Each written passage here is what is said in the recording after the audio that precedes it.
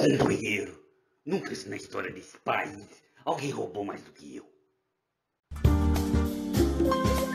Dia a dia da economia, com Miriam Leitão.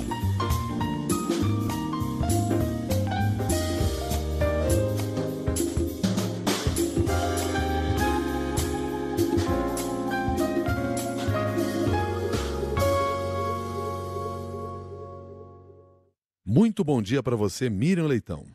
Bom dia, Milton Jung. Bom dia, ouvintes da Rádio CBN. Miriam, nesse final de semana nós tivemos eleição na Venezuela com todos aqueles ingredientes que nós, infelizmente, já estamos acostumados a assistir no país. Baixíssima participação, imposição do governo Maduro, oposição se ausentando das eleições por entender que não há como seguir uma campanha realmente limpa. Houve uma dissidência na oposição, que foi o Henry Falcón, que ignorou a determinação dos demais partidos de oposição, participou da eleição, mas agora fala também que não reconhece o processo eleitoral como legítimo. E, diante de tudo isso, o drama de um cidadão na Venezuela que não consegue ter uma vida decente. Como é que você avalia esse momento? Olha, Milton, o importante nessa eleição, assim, que a gente, há muito tempo, como você disse, a gente já sabe que é fraude, que as eleições são fraudadas, são manipuladas, eles manipulam as instituições, eles controlam o Conselho Nacional Eleitoral, que é o TSE deles, que estabelece as regras e fiscaliza a eleição, é controlado por eles, desde Hugo Chávez.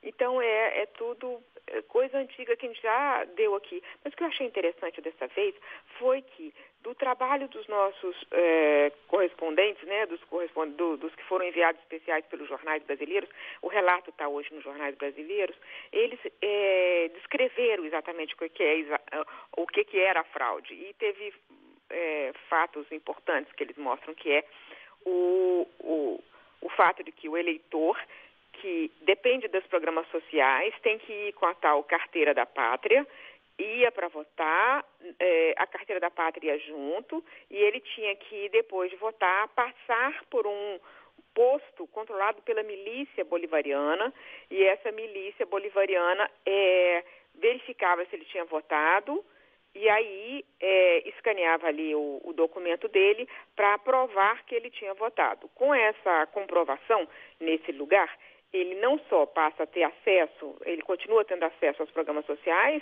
né, como ele vai ganhar um dinheiro a mais, equivalente a $11, que lá é muito dinheiro,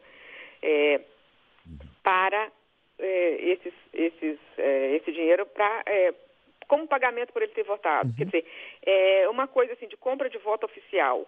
E além disso tinha uma outra cabaninha que era do voto, o voto assistido, que o eleitor ia lá e aí os milicianos então contavam explicavam como é que eles tinham que votar, como e em quem tinham que votar.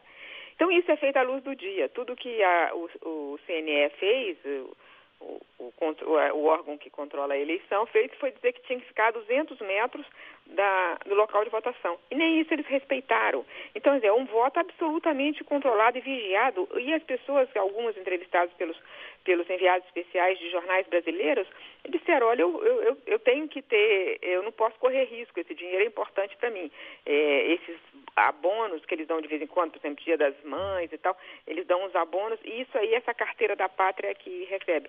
Então, é dessa forma. Eu acho que dessa vez os enviados brasileiros foram muito felizes, porque eles descreveram o cotidiano da fraude. É mais do que a manipulação na hora da contagem, que deve ter também. Tem um outro fato importante nessa eleição que torna pior o caso do que outras, é o grau de abstenção. Porque até o CNE, órgão controlado pelo governo, repito, admitiu que foi 54% a abstenção. Então foi a maioria dos venezuelanos não foi votar, apesar de todo esse controle, esse vigia, essa tutela sobre o eleitor dessa forma, né? E o Henry Falcón, que concorreu com ele, sendo dissidente do grupo da oposição, é bom lembrar que ele era chavista e depois brigou recentemente, se juntou ao grupo da oposição e depois ele foi lá concorrer e a oposição disse que ele estava, de certa forma, legitimando, porque já que tinha um concorrente viável nas pesquisas, inclusive, nas pesquisas mais confiáveis, ele estava na frente do Maduro.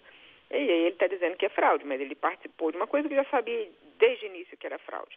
O que acontece agora, né? Ele tem, a situação está cada vez mais dramática, uma hiperinflação de 13 mil, 14 mil %, que é o que está sendo estimado pelo FMI, é uma devastação. A gente já viveu hiperinflação aqui, não chegou nesse ponto, mas a gente sabe o quanto que uma inflação muito alta, superinflação, no caso aí, uma hiperinflação mesmo, como é que isso provoca uma desorganização completa do setor produtivo. Então, eles vivem esse drama do desabastecimento agudo, né? Eles trocam o voto, portanto, por um dinheirinho a mais que vai comprar a comida desse mês, se tiver comida disponível, que às vezes não tem.